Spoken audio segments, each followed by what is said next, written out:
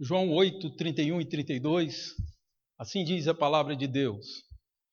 Disse, pois, Jesus aos judeus que haviam crido nele: se vós permanecerdes na minha palavra, sois verdadeiramente meus discípulos, e conhecereis a verdade, e a verdade vos libertará.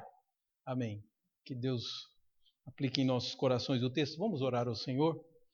Pai Santo, pedimos a iluminação, o cuidado do Senhor sobre nós em cada passo. Nós temos uma semana pela frente e que para muitos vai ser uma semana difícil, para outros nem tanto, mas independente do grau de dificuldade, todos precisamos do teu auxílio, do teu cuidado. Que o teu Espírito mude o nosso coração, nós te pedimos em nome do Senhor Jesus. Amém.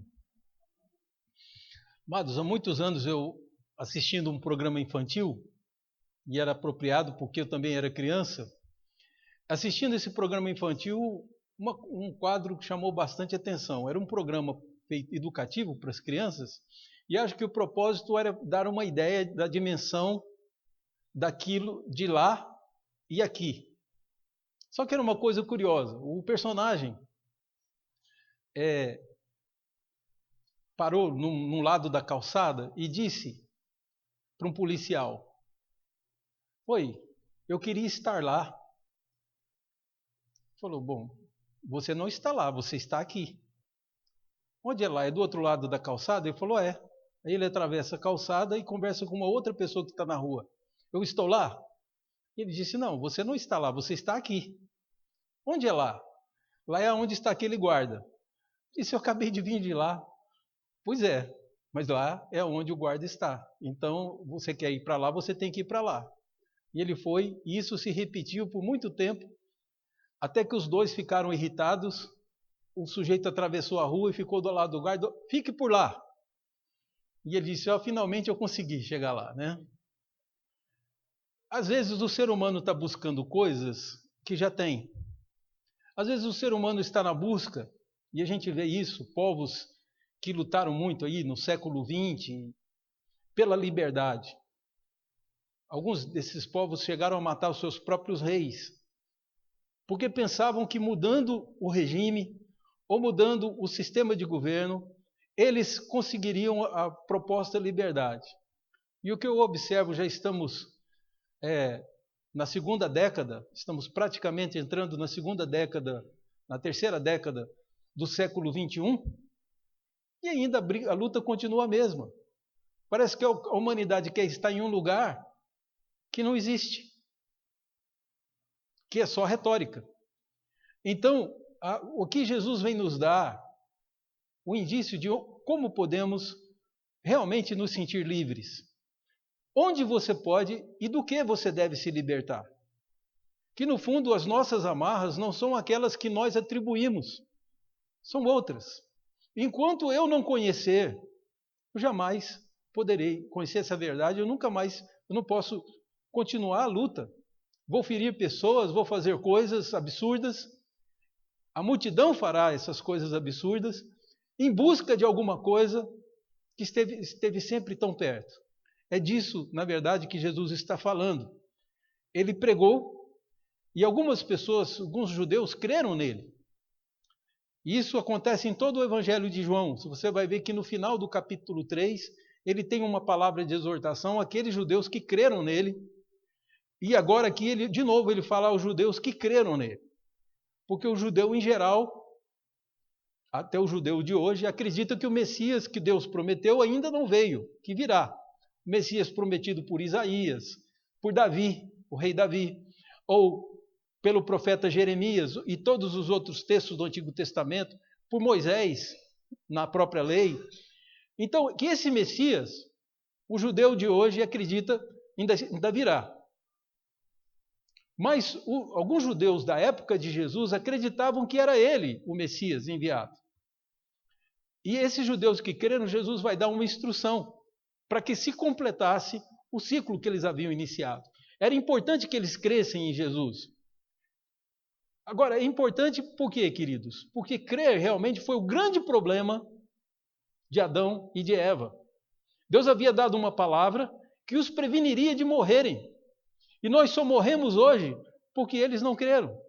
Se tivessem crido piamente no que Deus falou, eles não teriam jamais desobedecido a Deus e nós não morreríamos. Alguns de nós consideram que a morte é um castigo que Deus deu aos filhos de Adão. É um pouco mais do que um castigo, queridos. É deixar que a gente sofra consequência. Porque com a desobediência o homem se afasta de Deus, o homem é tirado do jardim. Mas ele não morre por causa disso. Ele morre porque sem Deus ele não sobrevive. Deus é a fonte da vida. Eu já usei esse exemplo, vou usar novamente, porque ele nos ajuda muito a entender por que morremos. A fonte da vida nossa era Deus. Nós não temos vida em nós mesmos. A gente recebeu de presente. O homem era uma mera estátua de barro que Deus soprou nas narinas o próprio Espírito de Deus. E aquele sopro é que deu vida ao homem. Então a nossa própria vida, a nossa respiração, a nossa alma, não é nossa. Ela pertence a Deus. Ainda que nós tomemos a vida na nossa mão e queremos fazer tudo com ela, esse é o grande problema. Daí, alguns judeus creram em Jesus, deram o primeiro passo. Porque se o problema de Adão e de Eva for não terem crido na palavra de Deus, agora Jesus veio pessoalmente nos exortar. E alguns judeus, diferente dos outros judeus que permaneceram durante toda a história duvidando e alguns até descrendo e negando que Jesus fosse o Salvador enviado por Deus, alguns judeus creram nisso. Creram como esses irmãos que professaram. E Jesus disse, esse é o começo do processo. Vocês precisam ser livres. E aí Jesus diz essas palavras que nós lemos. Se vocês permanecerem na minha palavra, sois verdadeiramente meus discípulos e conhecereis a verdade, e a verdade vos libertará. Então Jesus diz que há algumas coisas que acontecem dentro de um processo que fazem você ser livre. Livre do quê? Em geral, o homem não está muito preocupado em livre do quê? Ele está mais preocupado com a sensação de liberdade. Mas essa sensação da liberdade nunca vai vir se nós nos libertarmos daquilo que for errado, forem portas erradas que nós passamos. Como, por exemplo, sair de casa, isso foi muito moda durante um tempo, sair de casa para viver uma vida independente dos pais, porque a aparência era que os pais é que restringiam a liberdade, e fora eles não estavam livres, estavam sempre buscando estar lá e sempre estavam aqui. Essa é que era a dificuldade. Então Jesus nos mostra que é muito mais uma condição de espírito. O apóstolo Paulo estava em algemas, estava em cadeias, mas era um homem que se sentia livre. Livre para pregar para a guarda pretoriana, livre para evangelizar as pessoas, para discipular, para dar exemplo. Então a prisão, no fundo, não é a prisão. Tem outros tipos de prisões que nós estamos. Por isso Jesus se preocupa com o que nós devemos nos libertar. Mas aqui a ênfase dele nesse texto é o processo. Quem creu em Jesus tem que permanecer na sua palavra. Então Jesus está dizendo que salvação, claro, vem por aquele que crê. Só que, como consequência, não significa que nós vamos viver uma vida triste aqui. Nós podemos viver uma vida calma, serena e tranquila, uma vida muito alegre. É o testemunho que muitos dão, independente da minha situação financeira, de quanto dinheiro eu tenho no banco ou no bolso. Essa felicidade pode ser alcançada por todos, está ao alcance de todos, está perto de todos. Jesus conquistou isso. A grande questão é, quem é que está enxergando? Quem é que está tentando se libertar do que precisa e se comprometer com aquilo que realmente é importante, com aquele que é o verdadeiro proprietário das nossas vidas? Então Jesus disse, se vocês permanecerem na minha palavra, então Jesus havia dado ensinos, as pessoas deviam memorizar, porque essa época era muito difícil o livro, era difícil que você pudesse escrever isso num caderno ou coisa desse tipo, porque eles não tinham. O papel ainda não tinha sido inventado. Tinha um ancestral do papel, que era um processo muito difícil, que eles abriam o caule de uma planta e faziam o papiro. Esse é o mais perto do papel que eles tinham. Era um pouco mais barato, mas também era caro. mas não mais caro que o pergaminho, que era uma pele de animal que era processada para poder você escrever. Então as pessoas tinham que memorizar. Muitos sabiam de cor textos da Bíblia, porque ninguém tinha Bíblia em casa. A Bíblia era na sinagoga, e quando o rabino lia, o hebreu médio memorizava tudo, ia guardando na sua cabeça, recitava de dia e de noite, que é o que tem no Salmo 1, que as felicidades são do homem, que não andaram no caminho dos ímpios, antes tem prazer na lei de Deus, e nessa lei medita, é o que tem no seu texto em português, mas a melhor palavra é recita. É uma pessoa que sussurra a lei o dia inteiro. Então vejam que esse era um processo pelo qual eles memorizavam a palavra de Deus. E qual a importância de memorizarmos a palavra de Deus?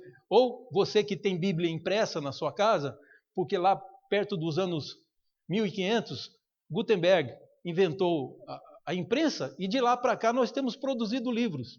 E aí a gente descansa.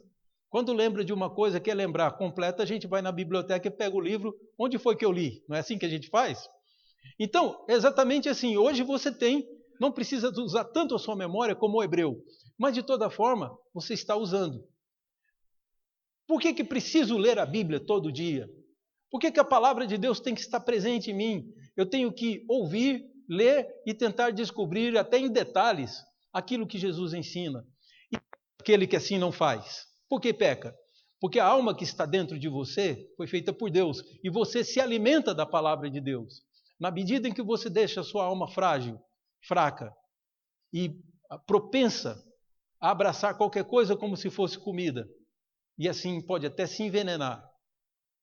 A consciência humana, a mente humana, a alma humana não são para ficar vagueando em busca da verdade. Devem permanecer na palavra de Cristo. Então, se você permanecer na palavra, diz o Senhor Jesus, vocês são verdadeiramente meus discípulos. Esse é o segundo passo do processo. Não somos meramente beneficiários da salvação que Cristo deu na cruz. Geralmente pensamos assim. Quem é Jesus para você? Meu Salvador, que as pessoas dizem. Mas não somos meros beneficiários. Somos discípulos e servos. Essa é a nossa condição. Eu não sei se você sabe, mas a palavra Senhor aparece para Jesus, aparece no Novo Testamento mais de 700 vezes. E a palavra Salvador aparece muito menos. O que isso quer dizer? Jesus é mais meu Senhor do que meu Salvador. Você imagina se um dia do casamento, né? Maria e Ederson, ou Raul e Kátia, ou olhando aqui Osni e a Clarice. Imagina se no dia do casamento o pastor perguntasse para a noiva: você aceita ser lavadeira do Osni? Ele ia ganhar um não, porque não é isso o casamento. Você aceita ser cozinheira dele? Também não. Então, dessa forma, eu não posso imaginar que eu possa chamar Jesus de meramente meu Salvador. Esse é um benefício que ele me deu. Mas o posto de Jesus é de Senhor. Então, quando a gente diz, e pergunta, Maria, você aceita o Ederson? Deve ter feito essa pergunta. Como seu legítimo esposo. Porque esposo é uma abrangência muito maior. E a Bíblia diz que Jesus é nosso Senhor. Aliás, Paulo escreve aos Romanos no capítulo 14, lá pelo verso 8, foi precisamente para esse fim que Jesus morreu, antes ressuscitou. Foi para esse fim, para ser Senhor tanto de vivos quanto de mortos. Jesus é nosso Senhor. O que foi que Pedro declarou no fim do sermão de Pentecostes? Você se lembra? Pedro disse a seguinte palavra: esteja, pois, absolutamente certa toda a casa de Israel, que esse Jesus que vocês crucificaram, Deus o fez Senhor e Cristo. A questão de Jesus ser Salvador é uma consequência de eu ser discípulo, de eu ser servo dele. Então você é aprendiz, e o aprendiz tem que estudar todo dia, tem que ser um bom aluno. Então Jesus diz, a verdade é que o judeu precisava ser humilde o suficiente para dizer, eu não sei nada. Os rabinos têm noção, têm explicado coisas, mas esse homem é o Messias. A postura que os judeus deviam ter é a mesma que a mulher samaritana tinha. Você lembra da mulher samaritana, aqui no capítulo 4 de João? Jesus começou a ensinar e falou: eu vejo que o senhor é profeta. E fez humildemente uma pergunta para ele: qual é o lugar certo de adorar? E Jesus disse para ela: pode crer, mulher, que vai haver um dia que nem aqui nesse monte, nem lá em Jerusalém adorarão o nome do Senhor e tal.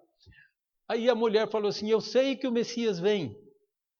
Messias, em hebraico, é uma adaptação que fizemos do hebraico da palavra Meshiach.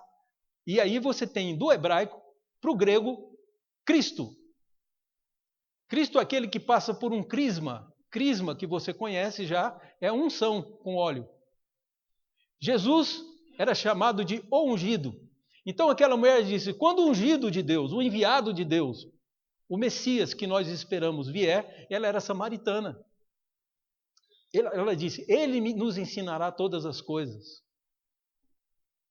E aí Jesus surpreende aquela mulher dizendo: sou eu. Você já viu o Messias? Sou eu que falo com você. Se era isso que você estava esperando, sou eu.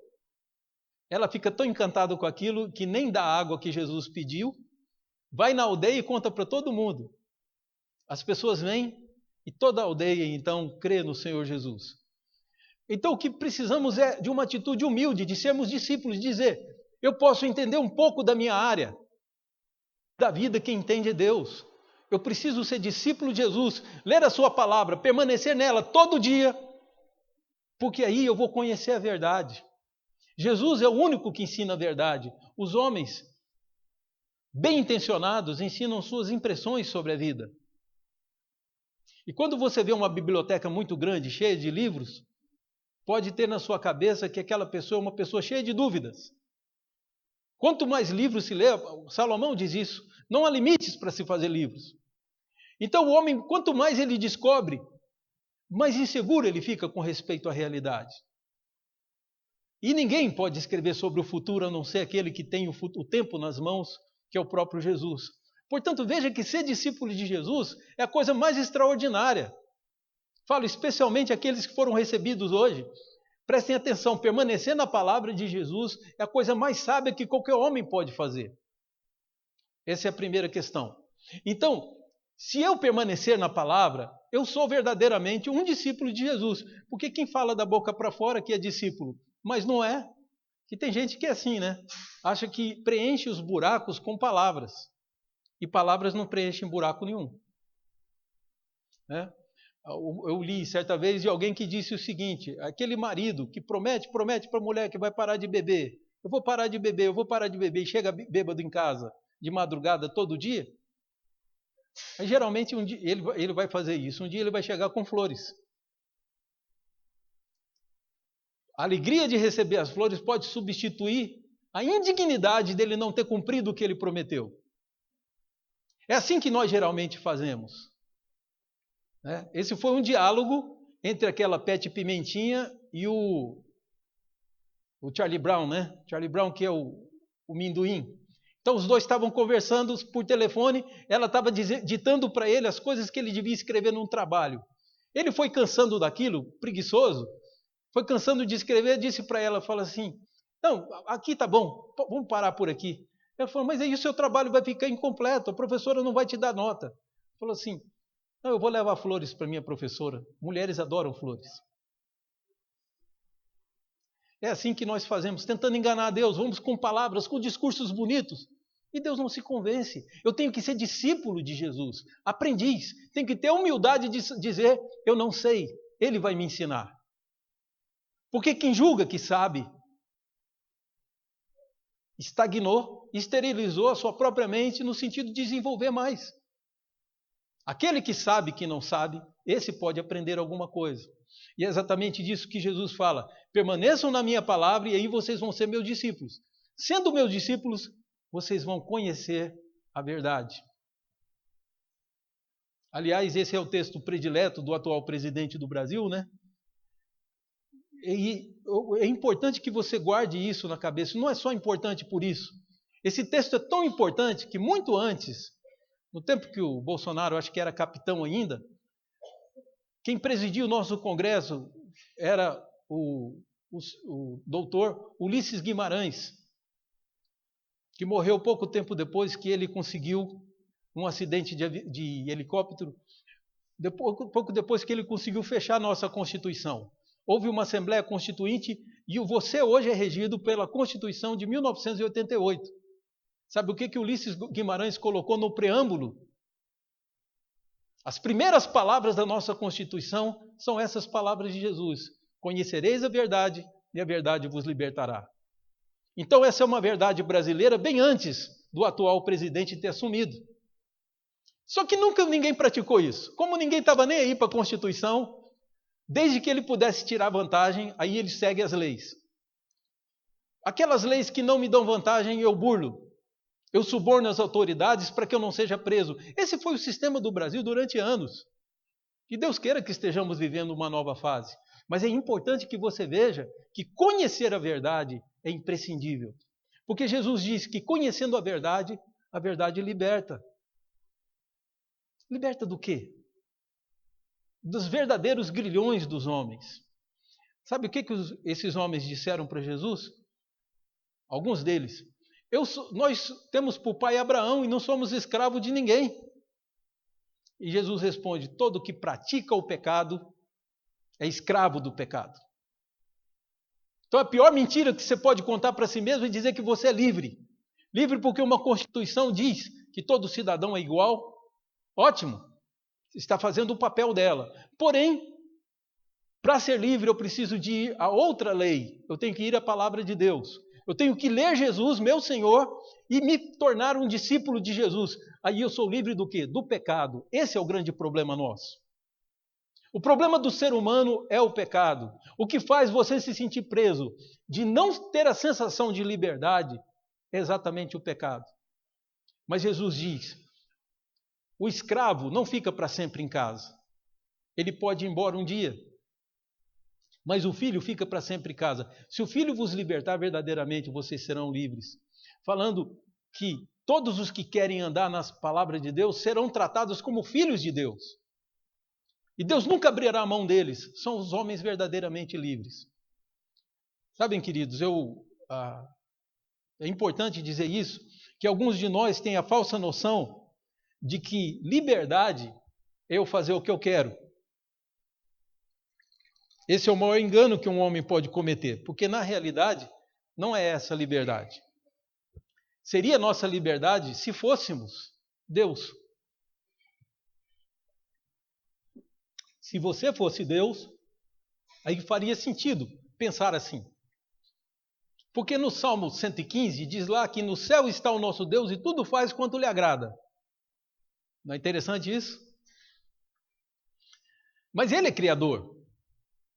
Criatura obedece. A nossa liberdade está em obedecermos o nosso Criador e não trairmos o Criador fazendo o que a sua palavra condena. Né?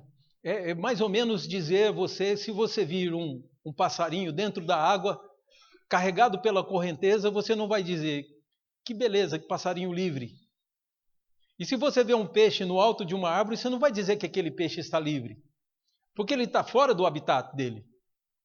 Se você vir um peixe na água, um passarinho na árvore, aí pode ser que você entenda que ele seja livre. Assim também somos criaturas, criados para a glória de Deus. E se o que fazemos e escolhemos não é para a promoção da glória de Deus, não é essa a nossa motivação, ou é a nossa própria glória, ou o nosso prazer pessoal, então eu sou escravo, escravo da minha própria vontade. Paulo diz: nós estávamos mortos nos nossos delitos e pecados, e éramos, por natureza, filhos da ira.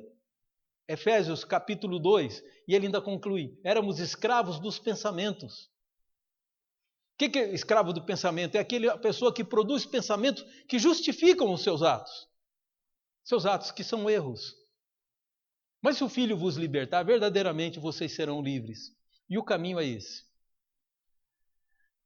Eu tive meu pai na fé colocou uma frase na minha Bíblia, primeira Bíblia que eu tive, e aquele que pregou o Evangelho de Jesus para mim, um dia escreveu na capa do livro que eu convertido, não ia à igreja ainda. Eu estava lendo a Bíblia em casa. E aí entendi que mais tarde que eu estava convertido por outras razões, mas não percebi que aquele processo que Deus fazia. Mas é interessante que depois de batizado na igreja presbiteriana, meu pai na fé, que é hoje presbítero da igreja presbiteriana, ele escreveu na minha Bíblia, era meu colega de escola, escreveu o seguinte, uma frase que é de um dos maiores evangelistas do mundo. Mais tarde eu descobri quem era o autor. Um homem que pessoalmente evangelizou 500.000 pessoas, pessoalmente. Um batista chamado Dwight L. Moody. E Moody disse o seguinte: ou este livro te afasta do pecado, ou o pecado te afasta desse livro. É a frase que está na minha primeira Bíblia. E essa é a pura verdade. A nossa tendência, quando estamos vivendo uma vida de prática de pecado, é de não querermos ouvir Bíblia, não queremos abrir Bíblia, não queremos oração, não queremos igreja. Essa é a tendência nossa. Mas quando estamos firmes nessas coisas que eu mencionei, a gente não quer saber de pecado. Ele faz mal para a gente. Não pensem que o crente não peca. Ele peca, mas é como os pais da igreja chamavam, é um pecador penitente. Ou seja, alguém que fica triste quando percebe que o seu ato transgrediu a palavra de Deus. Isso se chama relação de amor. É assim que se ama o seu Deus. E esse é o único dever que Deus pede do homem. Tudo que tem na lei e que tem na Bíblia é explicação. Mas o mandamento é esse: amarás o Senhor teu Deus com toda a tua força, toda a tua alma e teu entendimento. O que é amar a Deus?